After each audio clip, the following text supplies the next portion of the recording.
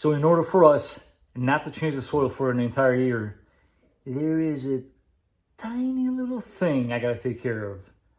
So stay tuned and let me know if you find this to be even considered a leak.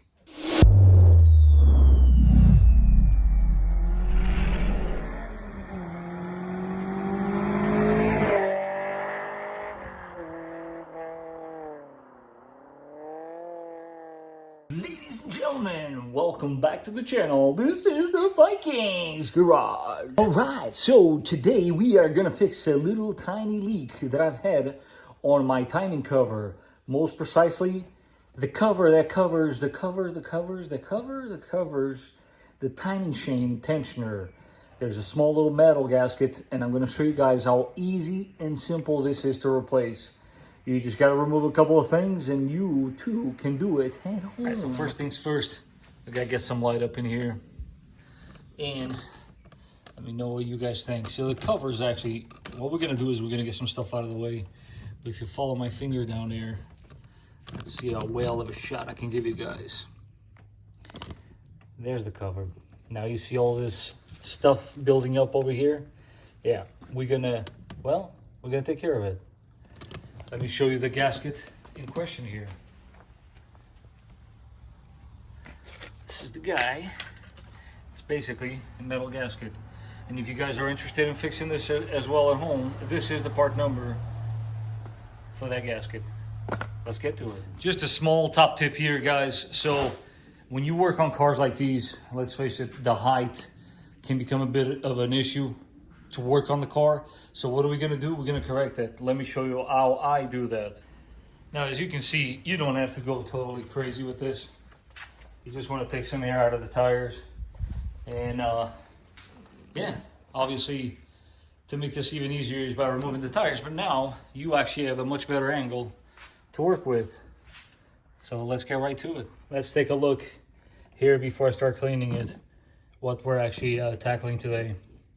You see all that crust and all that dirt buildup. That's all being caused by this gasket that sits behind this plate, but we obviously are going to tackle that.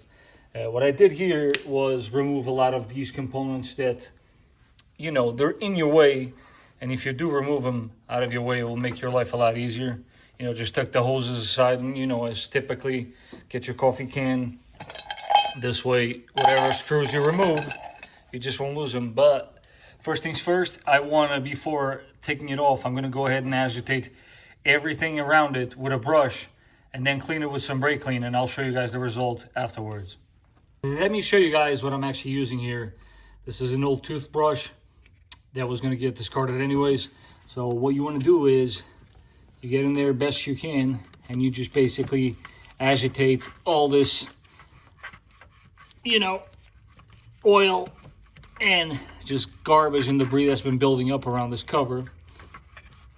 Because what we're going to do after is we're going to hit it with some brake clean, and we're going to try to get rid of all of it before the new one goes in.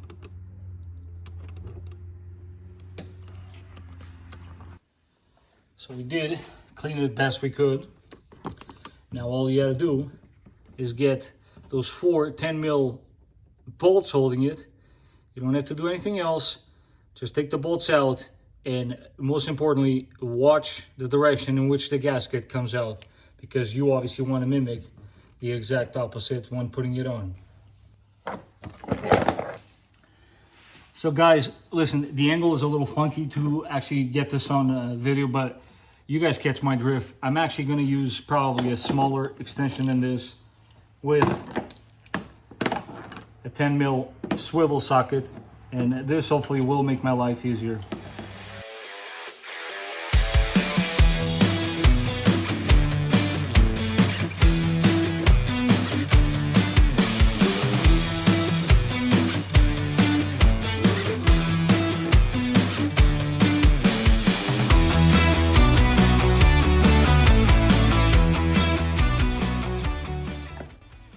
Me personally, I like doing stuff like this by hand.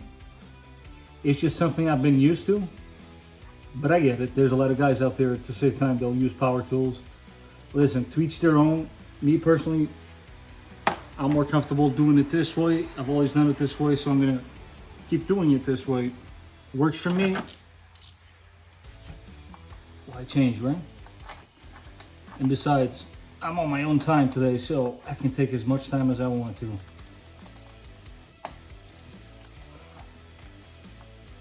And you should too. It's the kind of job you don't want to rush through. Make it a little weekend project, you know. And just take your time. You do want to do your best to cover this belt because obviously you don't want to get the belt wet, right? But if it does, it's also not the end of the world. Me personally, I didn't go too crazy with it, and you guys will see in the future episode because I am actually going to show you guys how to replace this belt. So let's keep cracking. One more. And there you have it, guys. This is how my cover looks. Clearly, I got to clean it up a little. And luckily for me, the gasket actually came stuck against the cover. But let me go get the new one and I'll show you exactly where... actually, we're going to clean this off first. And then I'll show you guys exactly how this gasket goes. And then we'll reinstall it. That's it. There's nothing really to it. And of course, it goes without saying, you want to go ahead and before even installing new parts, you want to go in there with a clean rag and just clean your surface of your timing chain cover. Just for good measure. It should be fine, but it doesn't hurt to clean. Now, I did already off camera clean the cover. This is obviously our brand new gasket. It's a metal gasket. This is our cover. I could go crazy and clean this up and paint it and blah, blah, blah. This is perfectly fine. It's going to stay this way. My car's not a show car. Now, this on camera is super hard to show, but this gasket seals because it has a bit of a shape that actually sticks out, meaning this on the tail is not completely flat. There's a little bit of a curve to it. That one on the other end is very much flat as can be because clearly that is the reason why we're doing this. It was leaking because it no longer is sealing. So we're going to go ahead now and reinstall this all back together. This is probably one of the most important parts of the video. How can you tell which way is up or which way is down? Well, it's very easy. You just compare the gasket and you make your own analysis by comparing it. So this is the way I took that one out. And to be honest with you, I just by pure observation, it seems to me that it really does not matter which way you go. It is going to fit equally. A good telltale sign is you look at this cover and you flip it around and you should be able to match the marks left from before, the wear marks, whatever you want to call it. And yeah, that looks about right to me. So let's go ahead and install it. And yes, I do want you to use on this job a torque wrench. That's a must. I'll tell you in a second what the torque spec is for this job. So I know some of you are probably wondering, well, what does that timing chain tensioner look like? Or should I replace it? No. I'm going to give you the best shot that I can of this tensioner. But no, do not touch the tensioner. We never do. We never replace these things unless we're doing an engine overhaul. This is as close of a shot as I can get you guys because as you can see, lighting is awful over here. But that guy right there held by those 210 mil is your timing chain tensioner. But let's go ahead, now that the surface is clean, reinstall the cover and the new gasket. Definitely, gotta be honest with you guys, not very easy to install, but if I can give you a top tip, do it like this. Go from this angle while holding the cover and the gasket. Install it like so and start by hand, obviously, the first two bottom bolts and you should be fine. Obviously, once you get the bottom bolts in, your top ones will line up as well. And now this is an actual printout from Toyota. And as you can see here, a very interesting point to make here, that this gasket, you see the black dot there? That means is non-reusable part. So for some weird reason, you guys ever take this gasket and this cover off, get that gasket, guys. You should not be reusing it.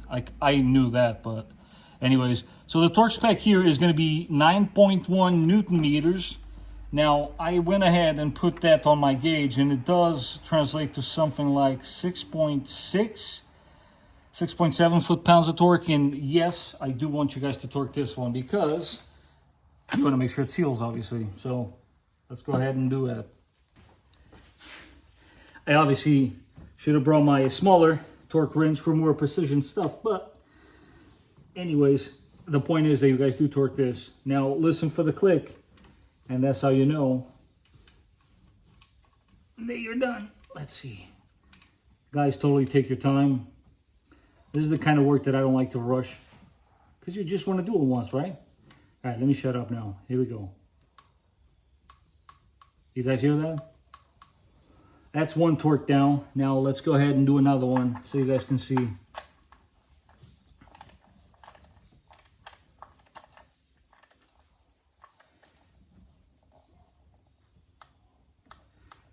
.1 Newton meters, guys, is a super small amount. You really don't need much to torque this down.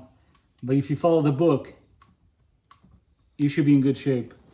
As you can see, I always double check every single one of them a couple of times. That's it. Now, let's put all this stuff back together.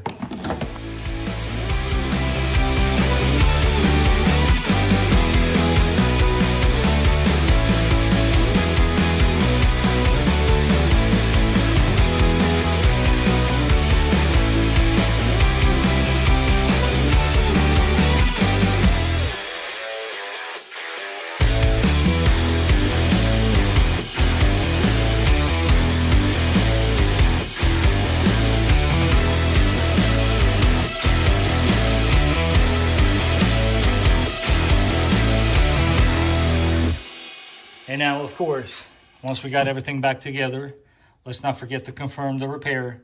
And let's go ahead and turn on this car and see how we did. Super noisy in here, but you get the point. Always double check your work, guys. It's okay to me. And as we air these tires back up again so she can go back on the road, guys, I hope you found this video useful. Don't be afraid to tackle these jobs. I have absolutely no doubt that you too can do this at home. It was super easy to replace that gasket, not to mention that was only 12 bucks that it cost me. Until next time, guys, I hope you're wrenching on your cars. Enjoy the rest of your day, and now we'll catch you guys on the next one. And as we air the tires back up, I'll leave you guys with this. I hope I'm giving you guys the confidence to tackle these jobs yourself at home. A lot of this stuff is super easy to do, inexpensive, and not to mention the sense of gratification at the end is awesome. Guys, don't forget to enjoy your cars. I hope you're enjoying the rest of your day, and I will catch you guys on the next episode.